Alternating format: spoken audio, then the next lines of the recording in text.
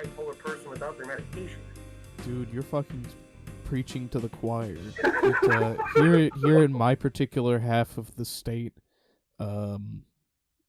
it'll go from, well, for example, a few days ago, it was like up in the, I don't know, the 70s, 60s, 80s. And now today, just on the ride here from my work a few hours ago, it was in the 50s.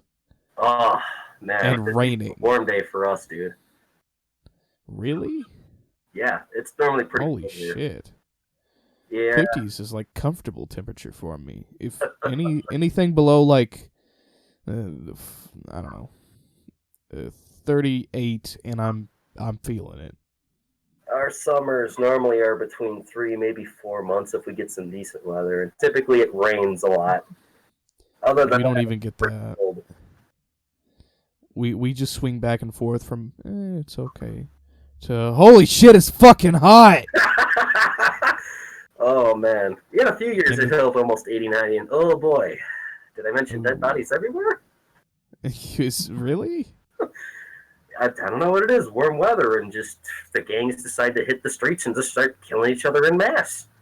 Oh, I don't know what it is. Alrighty then.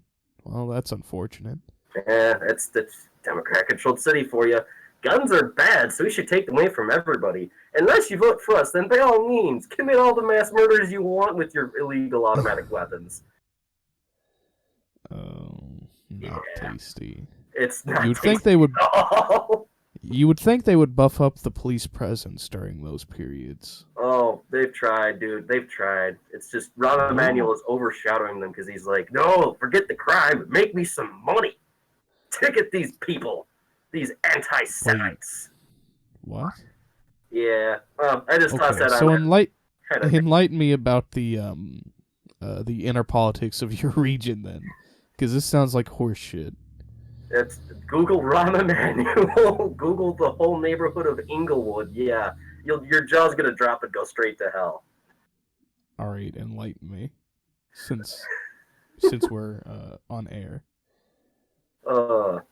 Yeah, Rahm Emanuel he's not been too good to the city. It's just taxes everywhere. Taxes without a care. Oh, what is he, a fucking communist or something? I really wouldn't put it past him. I really wouldn't. All right, so describe to me his general platform. His general platform is he tries to make you think he cares by taking a couple of bits of slush fund money, going on the north end of the city, doing speeches, talking about how he's going to reduce violence, how he's going to help everybody with the Section 8s and all that stuff like that, and he's going to make a whole bunch of little parks. And these little brown...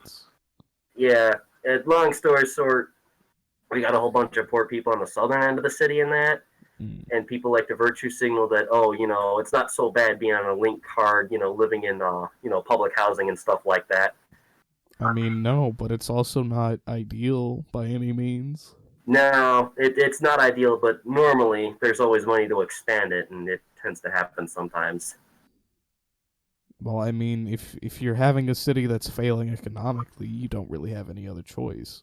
Yeah, we haven't had a budget for years. Oh.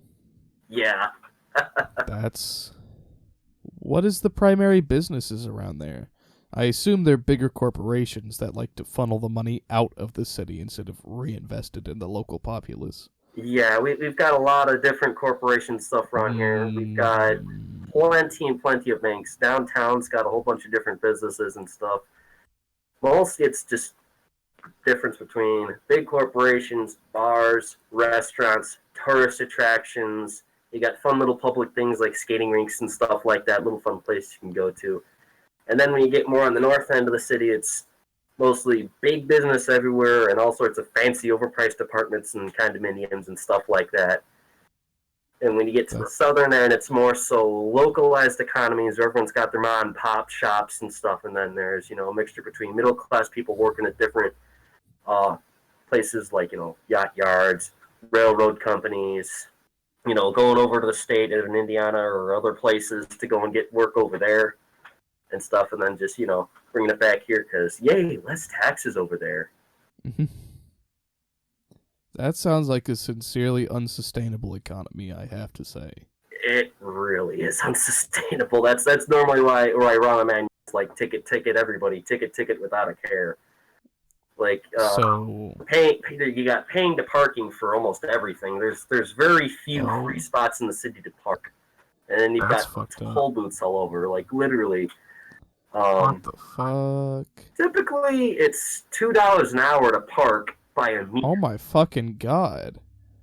Yeah. Holy shit! If I had to pay $2 to park anywhere just out in the public, I'd be walking.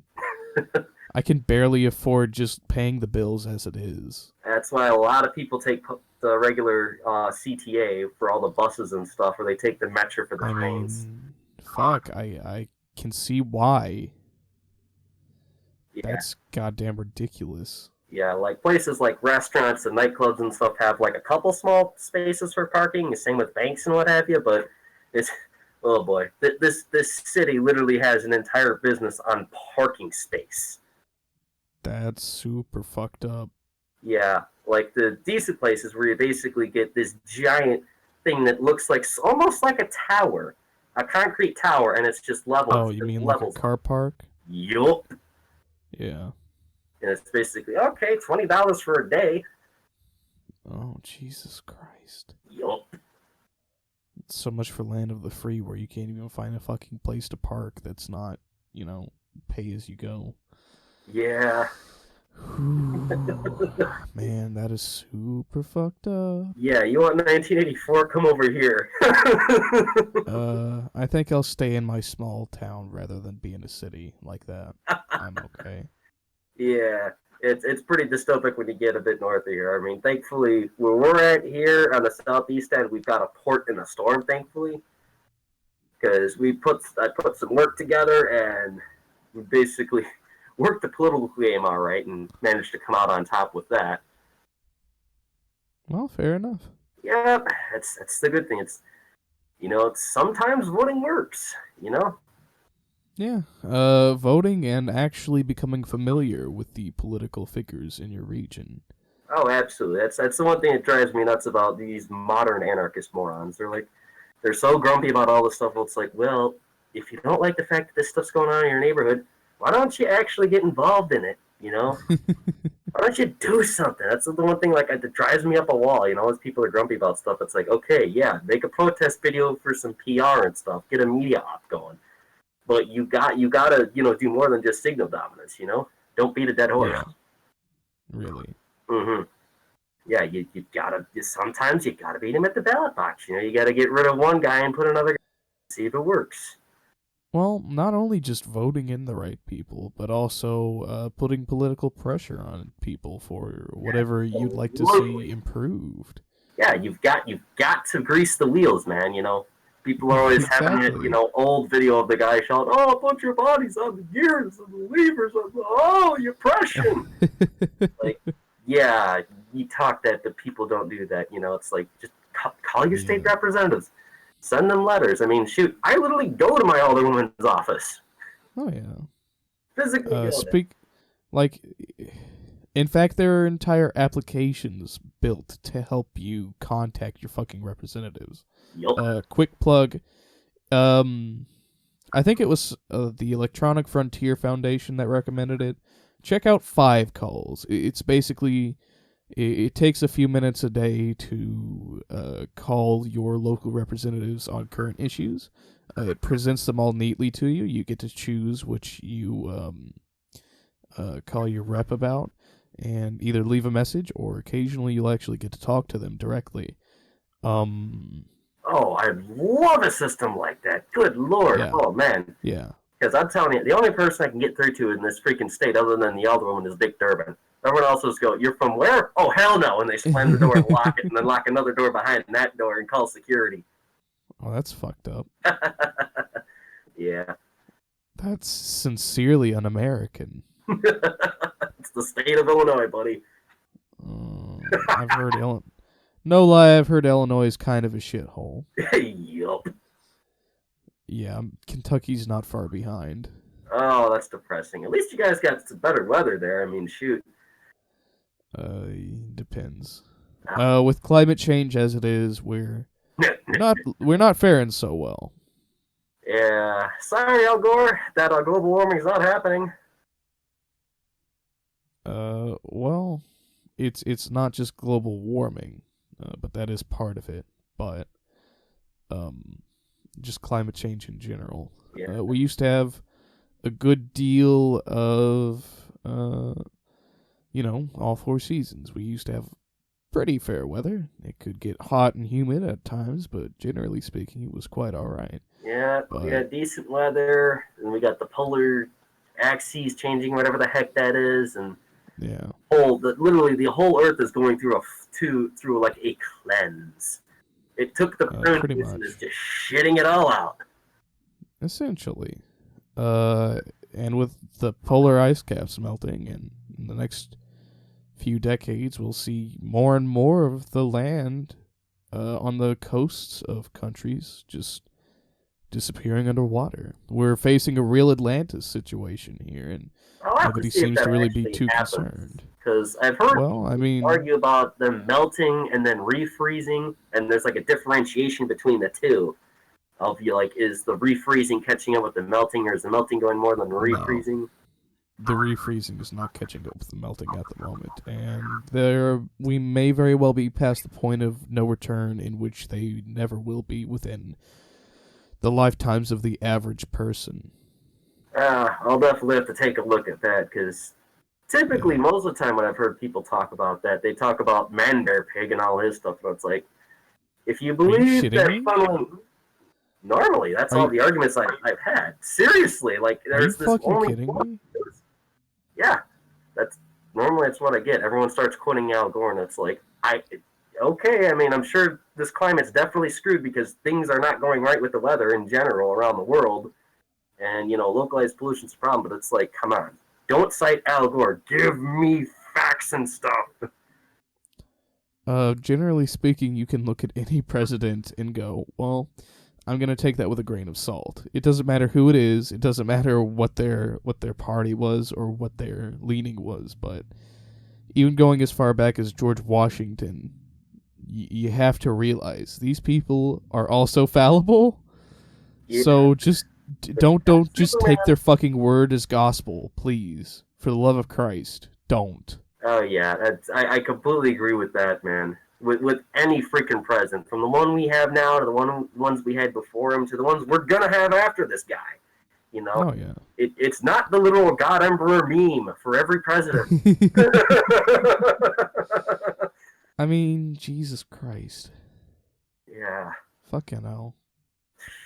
What can I tell But I mean, I guess you'll always have those people who don't really actually invest in looking into anything, and they'll just take the face value of what they see. Yeah. Even if it could be completely and totally inaccurate. Yeah, that's why I did some research and stuff with different things, like the fluoride stuff. We've had it in our water for decades, and I really didn't think it was all too bad until I looked into the research. It's like, yeah, an overdose of it is kind of bad. Well, yeah. I mean, that can go with pretty much any substance, whether it's manufactured, synthetic, or naturally occurring. Yep. Even eating too much freaking broccoli can kill you, I found out. Oh, yeah. I mean, if you consume too much of any particular sort of mineral or even element, you will face serious problems. Mm-hmm. We're all biological mechanisms by which are set to a particular set of tolerances. Yep. So, yeah, pretty much anything can kill you, and outside of moderation. Oh, absolutely. It's we're a flawed species. That's gonna happen, Yep. Until we fully embrace transhumanism, in which we'll become cyborgs and eventually have a Skynet situation. Terrifies me. Oh. Well, I'm actually quite in support of transhumanism. Carefully, very carefully, in things like bionic eyes and prosthetic limbs and. Those developments are actually genius. Those genuinely are needed. It's in war, you get stuff shut off and it's not going to grow back, Well, in war, in civilian life, if you're born without them, any of these things. That does happen. I mean, that's why breast milk's best, man. Or, like, even if you get cancer and have to get something removed. Oh, yeah, that's happened a lot with people, man. Cancer's literally gone through the roof. I don't know what it is. If it's in the food, or it's in the chemicals, or it's in somebody's, like, manufacturing it or something. But literally... Well, I mean, back during our high industrial age, back when we first started with mechanization of, well, pretty much everything, there was so very little regulation or even research into the sort of materials we were producing as, well, mainstay and even byproducts like asbestos and that sort of thing. Oh, God, yeah. So that is a main contributing factor. But also we just now know a lot more about cancer. So, yes, thankfully. But that also means that we'll also see a rise in numbers of accurate diagnoses and treatments, hopefully. Yeah, I'm really hoping we get better treatments for it, because there's got to be a better way than irradiating yourself to death. There's literally, I mean, I've heard of these ozone treatments. I heard actually cutting sugar out of your diet can really starve cancer. And just, there's got to be something better than literally, oh, you got cancer in your finger. Oh, let's go lop your finger off. Lord. Well, there are a lot of people, or a lot of organizations actually looking into nanomedicine and other means of directed medicine, as opposed to general full-body treatments like chemotherapy and that sort of thing. I've heard some people experiment with the idea of actually putting something into a spray format so that your skin can absorb it and then give it to the rest of your body. How effective that is, I couldn't say. It doesn't sound particularly...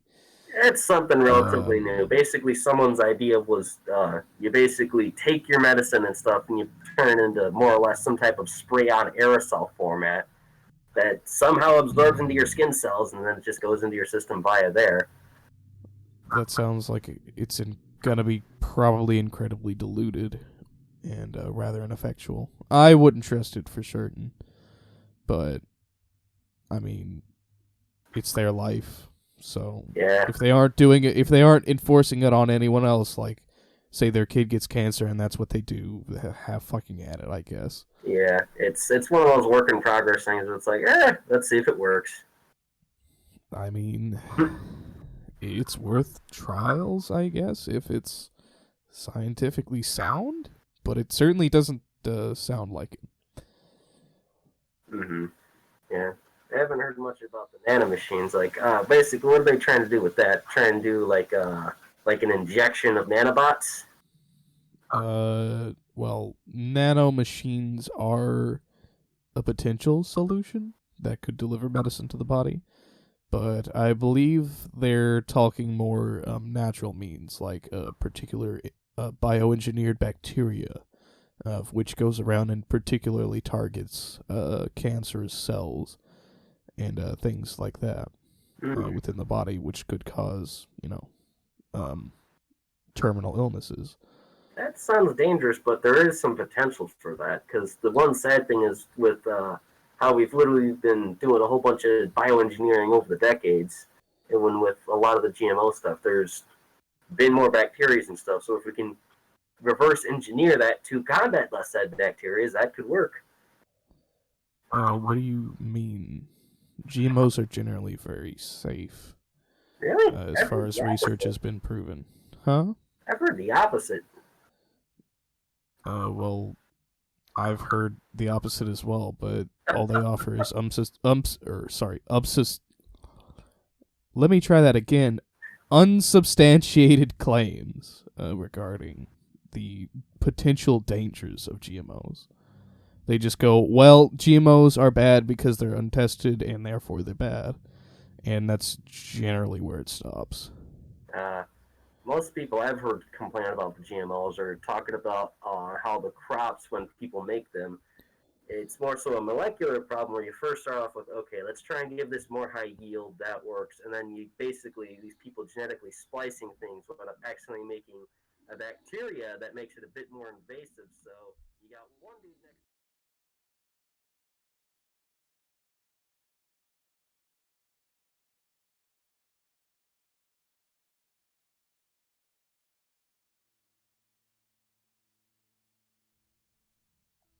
Thank you all for listening. Whether you found my content enjoyable or detestable, please give a thumbs up or down, share the video with others, subscribe and contribute to the discussion via my Twitter or Minds.com channel, join the community at our Discord server through the invite link below, and engage with your fellow watcher via the comments below that.